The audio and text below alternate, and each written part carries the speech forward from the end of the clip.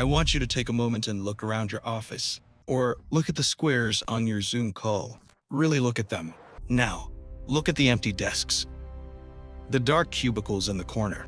Maybe your colleague, Sarah, left 3 months ago. The company threw her a goodbye party. There was cake. There were speeches.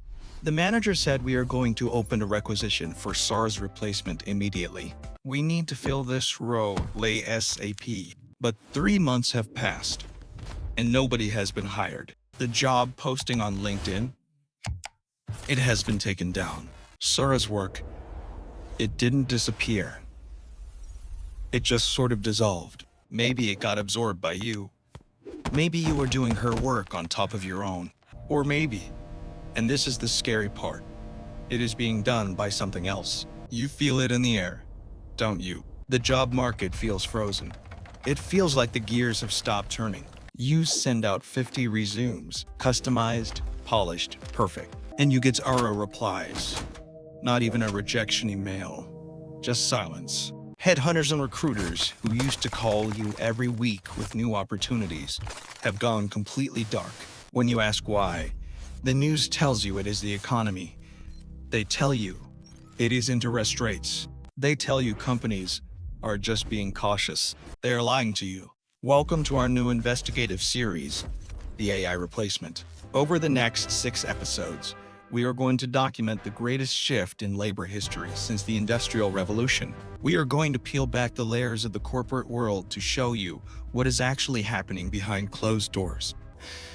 But this time, it is not the farmers losing their land to tractors, and it is not the factory workers losing their assembly lines to robotic arms. This time, it is the lawyers. It is the copywriters. It is the coders. It is the middle managers. It is the White Collar Purge. And today, in part 1, we are going to expose exactly how it is starting. It is not happening with a bang. It is not happening with a giant headline. It is happening with a whisper. We call it the silent layoff. In the past, when a company wanted to cut costs, they announced a mass layoff. We are firing 10,000 people. It was all over the Wall Street Journal. It was a scandal. It damaged employee morale. It scared investors. But CEOs learned a lesson in 2020-3. Bad P or hurts the stock price. So now they do it differently. They use a strategy called attrition and freeze. It works like this when a worker leaves. Maybe they retire. Maybe they quit to go back to school. Or maybe they just move on. The company simply deletes the open position. They call these ghost jobs. Positions that exist on the org chart but will never be filled by a person again. But the work still needs to be done. The emails need to be sent. The code needs to be written. The data needs to be analyzed. So, who does it? Enter the AI. In 2020-3, we were impressed by ChatGPT. It could write a limerick. It could tell a dad joke. It was a novelty. It was a toy. But in 2020-6, AI is not a toy. It is a worker. It is an enterprise-grade employee. It doesn't just chat. It performs complex workflows. An AI agent can read your incoming emails, understand the context, draft a response in your tone of voice, update the CRM database, and schedule a follow-up meeting, all without you touching the keyboard. One marketing manager equipped with a fleet of custom -trained AI agents can now do the work that used to require a team of 5 junior copywriters and data analysts. So, the company doesn't need to fire the manager. They just don't need to hire the 5 juniors ever again. This is invisible destruction. The unemployment numbers don't spike immediately because people are still in their old jobs. The headline unemployment rate looks low, but the hiring rate, the number of new jobs being created, it is collapsing. Let's look at the financial math. It is brutal, and it is undeniable. An entry-level data analyst in New York City or San Francisco costs a company about $80,000 a year in base salary. But that is not the real cost. You have to add health insurance. You have to add payroll tax. You have to add the cost of office space, The laptop, the software licenses, the free coffee, the HR support.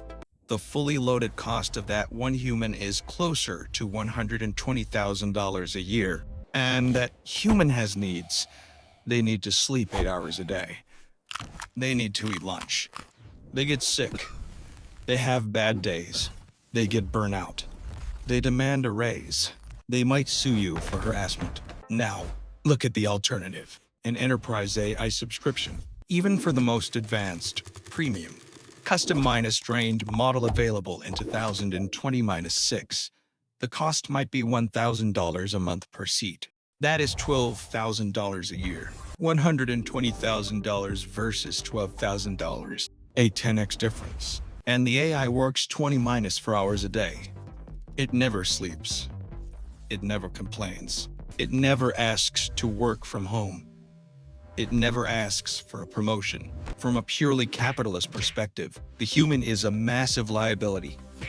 The software is a massive asset. We are seeing this play out in the tech industry first, which is always the canary in the coal mine. In 2020-4 and 2020-5, the big tech companies, Google, Meta, Microsoft, laid off tens of thousands of workers. But here is the strange part. They did this while making record profits. Their stock prices were at all-time highs. They were swimming in cash. Why fire people if you are making money? Because they were clearing the decks. They were removing the excess human capital to make room for the compute capital. They are pivoting their entire infrastructure from a labor-heavy model to a compute-heavy model. They are taking the money they used to pay salaries and using it to buy GPU clusters from NVIDIA. And now, this contagion is spreading to every other industry. Law firms are using AI to review contracts, doing in seconds what used to take junior associates weeks. Hollywood studios are using AI to generate storyboards and background actors, bypassing unions and artists. Customer service centers are replacing massive call centers in the Philippines and India with voice AI that sounds exactly like a human, with infinite patience and perfect accent. You might be thinking, but AI makes mistakes. It hallucinates. It isn't perfect. You are right. It isn't perfect. But here is the scary truth that no one wants to admit. It doesn't have to be perfect. It just has to be good enough and cheap enough. If an AI is 80% as good as a human, but it is 90-9% cheaper, the corporation will choose the AI every single time. They are willing to accept a slight drop in quality for a massive increase in margin. This is the enshittification of the workforce. Quantity over quality, speed over soul. So, where does this leave us? We are walking into a world where the middle-class job, the bedrock of our society, is an endangered species. The jobs that involve processing information, writing reports, analyzing spreadsheets, coordinating logistics.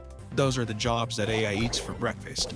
And the people who are hit the hardest. It is not the CEO who makes the decisions. And it is not the plumber who fixes the toilet. It is the young people, the graduates, the people just trying to get their foot in the door. The silent layoffs are just the beginning. The real crisis is that the next generation has nowhere to go. PART to TA, GDA, T, AT, HOFENTR, YL, EVL.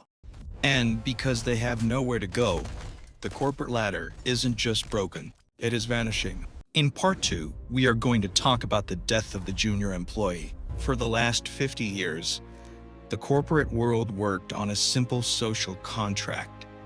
It was an unspoken agreement. You go to college, you go into debt, you get a degree, and then you get hired as a junior. You don't know anything yet. You are raw. So the company pays you a low salary. In exchange, you do the grunt work. You summarize reports. You draft emails. You fix simple bugs in the code. You organize the files. You are an apprentice. You watch the seniors. Use it in meetings and listen. You learn by osmosis. And eventually, after 5 or 10 years, you become a senior yourself. That was the ladder. That was how knowledge was transferred from one generation to the next.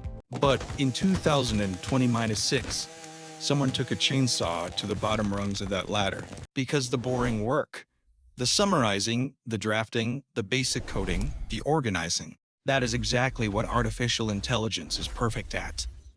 It is what it was built to do. Think about it from the perspective of a senior manager. Let's say you are a senior developer. You need to write a simple function for a website. Option A, you hire a junior developer. You have to interview them. You have to onboard them. You have to explain the task. You have to wait 2 days for them to write it. Then you have to review their code. You have to point out the bugs. You have to wait for them to fix it. It takes hours of your precious time. Option B, you ask the AI. It writes the code in 10 seconds. It is clean. It works. You copy, you paste. Total cost, $0. Total time, 1 minute. Why would you ever hire the junior? Why would you take on that burden? This is creating a phenomenon we call the senior minus only economy. Look at the job boards right now. Look at LinkedIn. Companies are posting job listings that require 5 to 7 years of experience for everything. Even positions labeled associate often require 3 years of experience. They want people who can hit the ground running. They want people who already know how to prompt the AI. They want people who can edit the AI's work. They don't want to pay to train someone from scratch. They view training as a cost they can eliminate. This sounds efficient. It boosts profits in the short term. But in the long term, it is a catastrophe. It is a civilization time bomb. Because if nobody hires juniors today, where do the seniors of tomorrow come from? How do you become an expert if you never get the chance to be a beginner? You can't learn surgery just by watching videos. You have to hold the scalpel. You have to cut. You can't learn architecture just by looking at finished buildings. You have to mix the cement. You have to lay the bricks. If we outsource the brick minus laying to the AI, we are raising a generation of architects who don't understand gravity. We are already seeing this in the software industry. It is called code rot. Junior developers are using AI to write code they don't understand. They ask the chatbot to generate a script. They copy it. They paste it. It works. But then, 6 months later, something breaks. There is a bug, and the developer stares at the screen in panic. They don't know how to fix it, because they didn't build it. They just assembled it. They have become assemblers, not engineers. This applies to writing too. If a junior marketing associate uses AI to write every email and every blog post, they never learn the art of persuasion. They never learn how to structure an argument. They never learn how to find their own voice. Their brain muscles atrophy from lack of use. So, what happens in 10 years? The current generation of seniors, the ones who learned it the hard way, will retire. They will leave the workforce, and the generation behind them will be hollow. They will have the titles, but they won't have the deep knowledge. They will be empty suits. They will be completely dependent on the machine to do the thinking for them. This creates a massive inequality gap. A caste system. The top 1% of workers, the true experts who learned their skills before the AI revolution, will become incredibly wealthy. They will be the Centaurs, the humans who command the AI armies. One senior architect will do the work of a 30-minus person firm. One senior lawyer will do the work of a massive legal department. They will capture all the value. But for the 90-9%, the average graduates, the ones who just want a decent job, they are looking at a future of gig work and TaskRabbit. They will be fighting for the scraps that the AI can't do yet, like physical labor or emotional labor, or delivering food to the people who own the robots. We told our kids to learn to code. We told them to become lawyers. We told them to work with their minds. We might have given them the wrong advice, because the AI is coming for the mind first. So, if the humans are retreating from the workplace, and the humans are retreating from the internet, and the AI is taking over the content creation, what does the internet look like? If 70% of the text on the web is written by machines, who's reading it? Is it humans, or is it other machines? The answer is terrifying. It is mostly machines. Welcome to part 3, the dead internet theory. I want to ask you a question.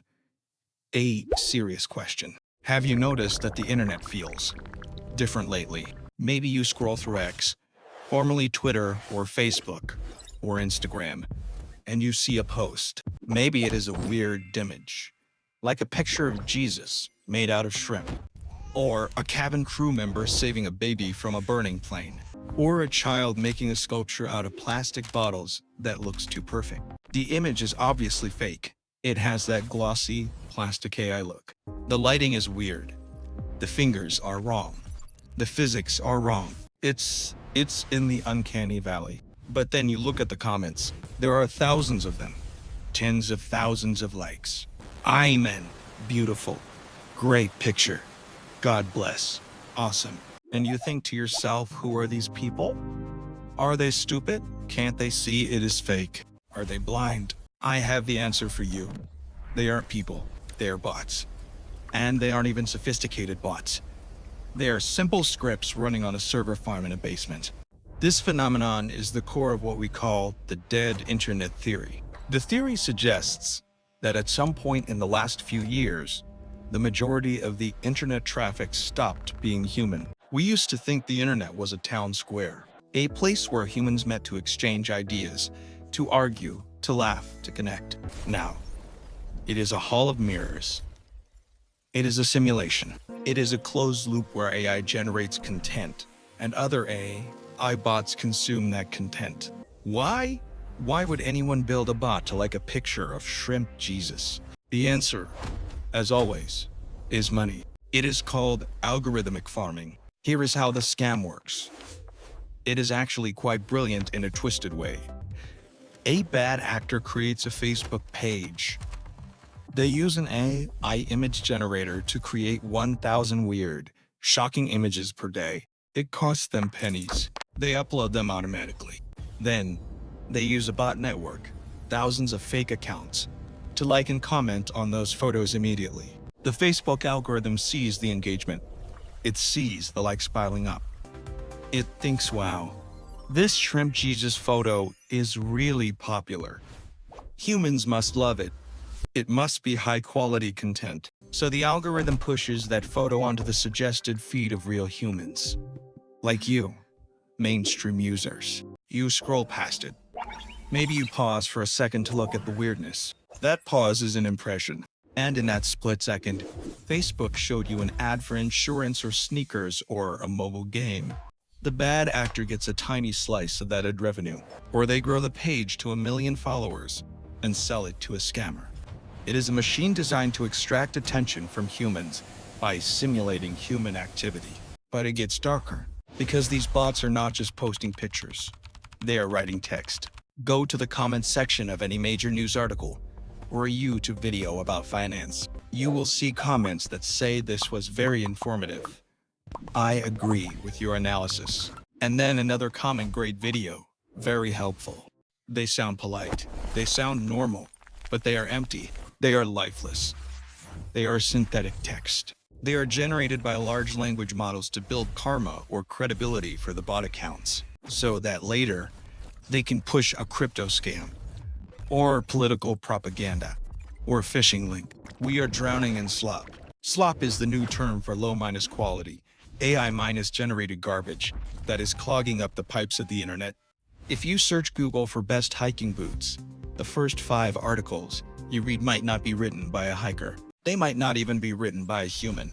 They were likely written by ChatGPT, optimized for SEO keywords, and posted on a website that exists solely to show you amis on affiliate links. The AI read other AI articles to write its own AI article.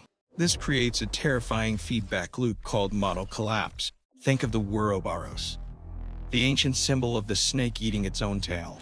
Current AI models, like GPT-4, weren't trained on the old internet, the human internet. They read books, forums, and articles written by real people from 2010 to 2020-2. That data was high quality. It was rich.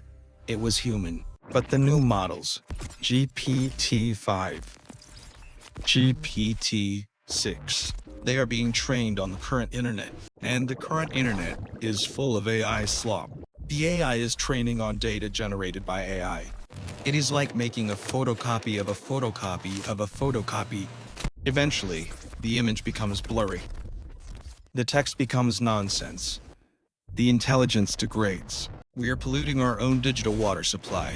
So, what happens to the humans? What happens to us? We are retreating. We are leaving the open web. We are abandoning the public squares like X and Facebook because they are too noisy and too fake. We are moving to the dark forest. We are moving into private group chats, Discords, Slack channels, Substacks, Signal groups, places where you need an invite, places where you know the other person is real. The internet is becoming a series of gated communities, a feudal system. Outside the gates, in the public web, the bots are screaming at each other, fighting wars that nobody cares about, and liking pictures of shrimp Jesus. Inside the gates, the humans are whispering to each other, trying to stay sane. But there is one place where the AI is not just annoying, it is controlling. It is not just generating spam, it is generating your paycheck, or deciding if you get one. The dead internet is bad, but the panopticon office is worse, because in the dead internet, you are just a spectator. But in the panopticon office, you are the prisoner. Today, in part 4, we meet your new manager, and it isn't human. I want you to think about an Uber driver or an Amazon delivery driver. Who is their boss? Do they have a person they report to? Do they have a morning meeting with coffee and donuts? No, they have an app. The app tells them where to go. The app tells them how fast to drive. The app sets their pay for every ride. And if their rating drops below 4.6 stars, the app fires them. There is no appeal. There is no HR meeting. It is just code executing a command. Access denied. For a long time, white-collar office workers thought they were safe from this. They thought, I am a creative professional. I have a degree. I work in an office. I can't be managed by an algorithm. They were wrong. Welcome to the era of Bossware. Since the remote work revolution of 2020, companies have been terrified. They are terrified that if they can't see you, you aren't working. They are terrified of time theft. So they installed spyware on your laptop. They call it productivity monitoring software.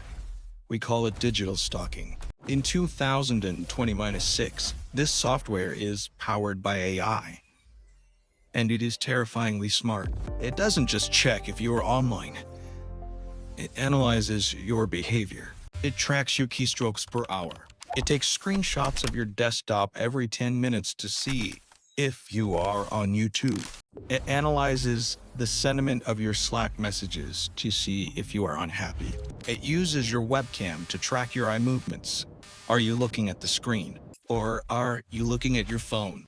The AI collects all these data points, millions of them a day, and it calculates a single number, your productivity score. If your score is 80-5, you get your bonus.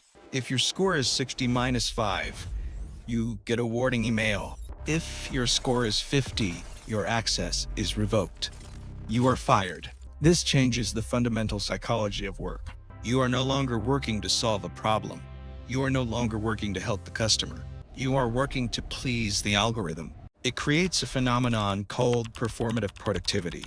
Workers are terrified of pausing to think, because if you pause to think, you are typing.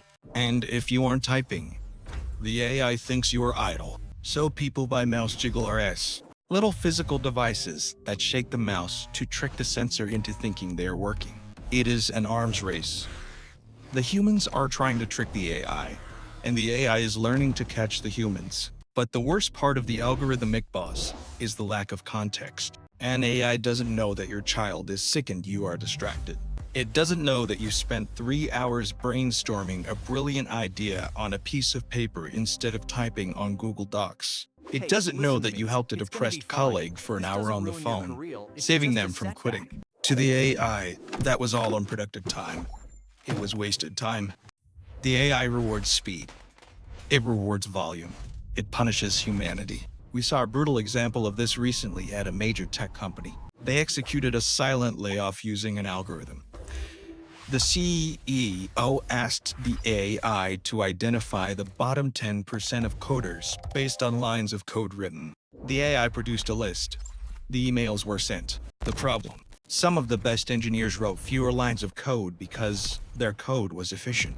They solved complex problems with elegant solutions. They deleted unnecessary code. The AI fired the architects and kept the bricklayers, who were just churning out junk code. Because the AI cannot understand nuance. It only understands metrics. It is a sociopath with a spreadsheet. And this is where we are heading. A workplace where you are guilty until proven productive. A workplace where you are constantly looking over your shoulder, even in your own bedroom, because the green light on your webcam is watching. This is the Uber-minisification of the entire economy. We are all becoming gig workers for the machine. And as the machine gets stricter, and the jobs get scarcer, and the pay gets lower, we face a crisis. How do people survive?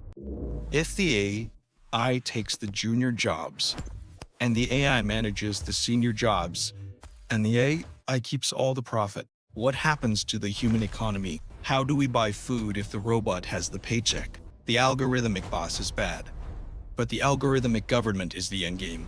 PART5THEUBITRAP. And that endgame has a specific name. Silicon Valley calls it UBI. But at Project 1%, we call it the trap. Let's talk about the rise of the useless class. Let's recap where we are. In Part 1, the corporations stopped hiring. In Part 2, the junior jobs disappeared. In Part 3, the internet was flooded with bots. In Part 4, the office became a surveillance state. So we have reached the inevitable conclusion. A world with massive productivity, but massive unemployment. If the robots are making everything, the cars, the articles, the code, the food, but nobody has a job to earn money, who buys the stuff the robots are making? It is a paradox. Capitalism breaks if the consumer has zero purchasing power. Enter the solution. The solution proposed by Sam Altman, by Elon Musk, by Mark Zuckerberg. UBI, Universal Basic Income. The idea is simple. The government, funded by taxes on the AI companies, sends a check to every citizen every month. Maybe it is $1,000. Maybe it is $2,000. No strings attached. You get paid just for being alive. It sounds like a utopia, doesn't it? You don't have to work at that soul-minus crushing job anymore. You can paint. You can write poetry. You can spend time with your kids. You can finally be free. But at Project 1%, we don't believe in utopias. We look for the trap. And the trap here is obvious. UBI is not a salary. It is an allowance. When you earn a salary, you have power. You can strike. You can negotiate. You can threaten to quit. You are a vital part of the production engine. The system needs you. When you receive an allowance, you are a dependent. You are a child. Or a pet. Historian Yuval Noah Harari coined a terrifying term for this future. He calls it the rise of the useless class. Throughout history, humans were often exploited.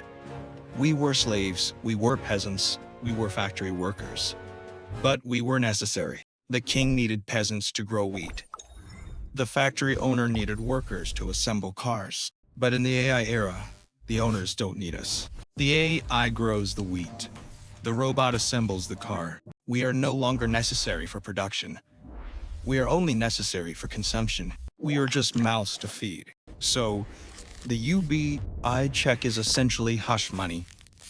It is paid to keep the population quiet, to prevent riots, to keep the illusion of society running. But here is where it gets dystopian. If the government pays you, the government owns you. In 2020-6, money is changing. We are moving away from cash in towards CBDC. Central bank digital currencies, digital dollars, digital euros. Unlike cash, which is private and anonymous, the CBDC is programmable code. If your UBI comes in the form of a CBDC, the issuer can set rules on how you spend it. They can say this money expires in 30 days, so you can't save it. You can't build wealth. You have to spend it immediately to stimulate the economy. They can say this money cannot be used to buy meat to reduce your carbon footprint, or it cannot be used to buy ammunition. They can say if your social credit score drops, or if you protest against the AI policies, your UBI is paused. Do you see the trap? You are trading your agency for security. You become a resident of a digital zoo. In a zoo, the animals are safe. They are fed every day. They have health care. They don't have to hunt, but they are in a cage. They have no destiny. They are just existing. This is the future that the tech giants are building for the 90-9%. They will live in the castles, controlling the AI gods, reaching for the stars. And the rest of us will live in the valley with our VR headsets on, eating our synthetic food, spending our digital allowance, distracted and harmless. It is bread and circuses for the 20-1st century. This sounds hopeless. I know. If the job is gone, and the government trap is waiting, what do we do? Do we give up? Do we just accept the check and put on the headset? No.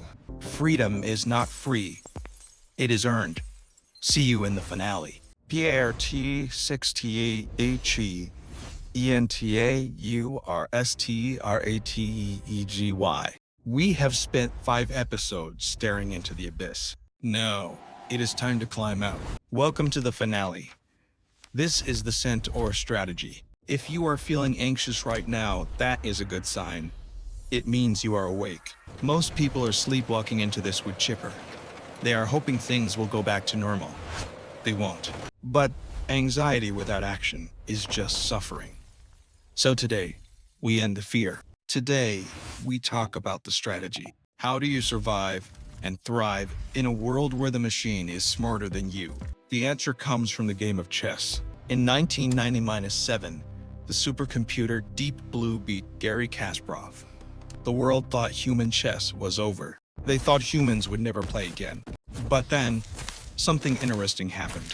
They created a new league called freestyle chess. In this league, a human could play with a computer. They found that a human plus an AI was stronger than a human alone. But more importantly, a human plus an AI was stronger than the AI alone.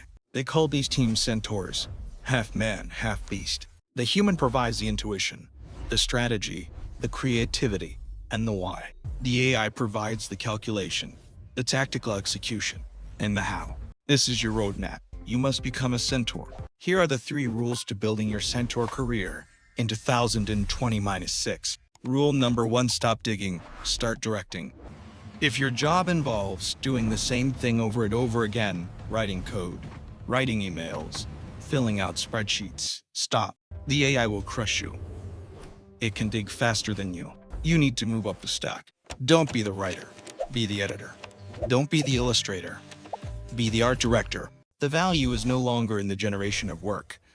The cost of generation is 0. The value is in the selection of work, taste, judgment, curation. Rule number to go offline.